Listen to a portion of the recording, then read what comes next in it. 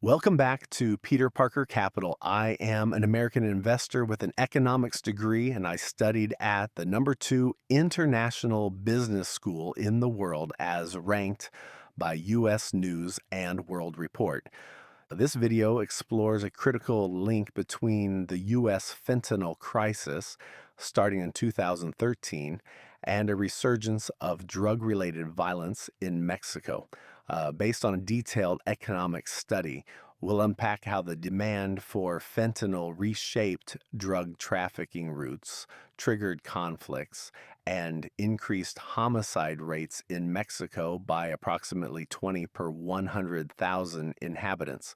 Let's dive into the evidence. The fentanyl crisis in the United States, which began around 2013, is widely recognized as the driver of the synthetic opioid epidemic. Overdose deaths surged, marking a public health crisis. Less understood, however, is how this crisis fueled a second wave of violence in Mexico. Our research argues that the U.S. demand for fentanyl created a demand shock in Mexico's criminal landscape, prompting drug trafficking organizations to reorganize their operations. This shift led to new conflicts, particularly in regions previously unaffected by earlier violence. To understand this, we first need context. In 2007, Mexico's government launched the War on Drugs, targeting drug trafficking organizations, or DTOS. This crackdown destabilized cartels, leading to rival attacks and internal power struggles. Homicide rates peaked between 2010 and 2011, primarily along south to north heroin trafficking routes. By 2013, violence had begun to decline, but then the fentanyl crisis emerged, reversing this trend. Unlike the government driven war on drugs, the fentanyl shock was external. Evidence suggests China supplied fentanyl precursors, with Mexico serving as the primary entry point to the U.S. market.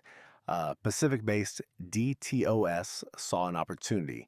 They secured control over Pacific Coast ports to access Chinese trade flows and shifted trafficking from contested south to north highways to new west to east routes across center Mexico.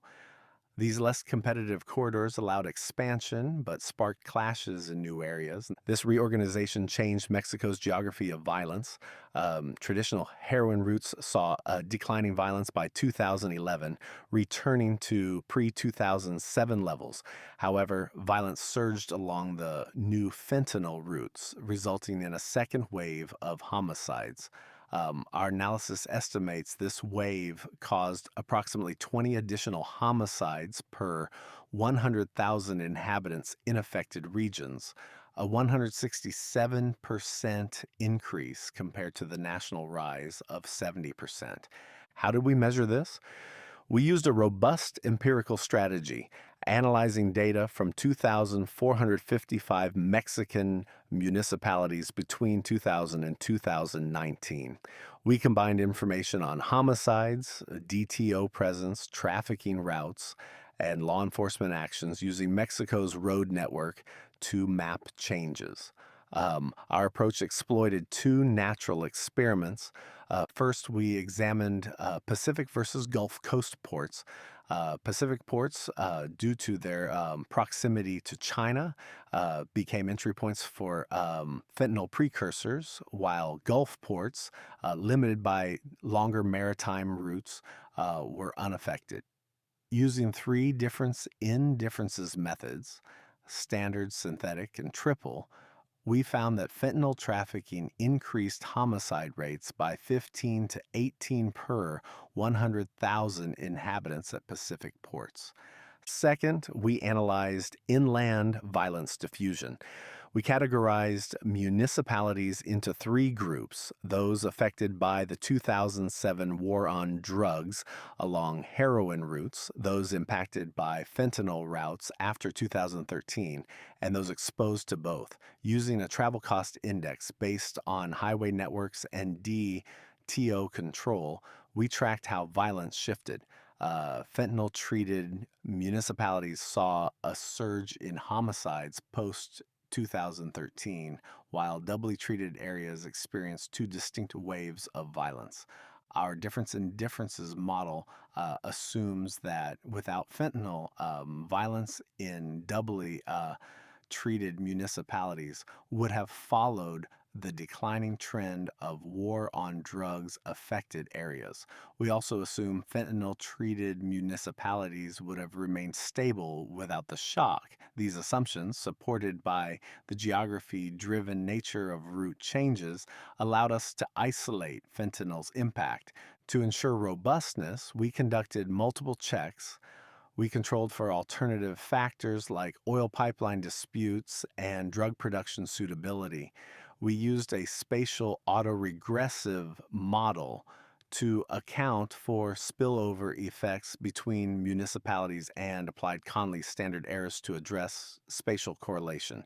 A placebo test, randomly assigning treatment to nearby municipalities, confirmed our results were not due to chance. Our findings build on prior research. Studies like Calderon et al. 2015 showed how the war on drugs triggered violence by weakening DTOS. Dell 2015 highlighted how political changes altered trafficking routes. Our work extends this by focusing on the fentanyl demand shock from 2013 to 2019, showing how it drove violence in new regions through strategic route changes. Why does this matter? The fentanyl crisis reveals how external economic shocks can reshape criminal behavior and violence. It underscores the interconnectedness of global drug markets and the need for coordinated policy responses.